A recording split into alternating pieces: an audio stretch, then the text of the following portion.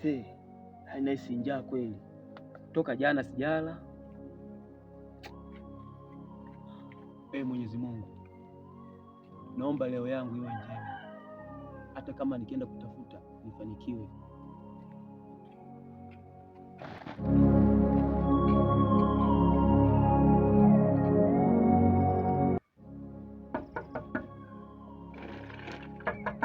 Nani?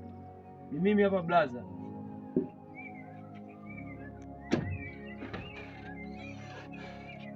Ni vipi? Shida blaza. Shida? Blaza. Kwa shida mwenyewe kwa hapa.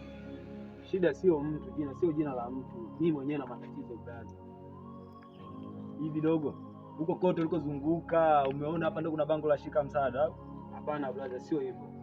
Yaani toka asubuhi natembea mtaani sijafanikisha kupata kitu chochote. Nikaona kwako huenda nikapata msaada blaza. Naomba unisaidie blaza, samahani. Ila dogo, sikia nikwambie. Una bahati spana zangu waga naziacha gereji. Sasa hivi nisaidie blaza. Subiri nikusaidie msaada wako kwanza. Nisaidie blaza. Hizo bidhaa.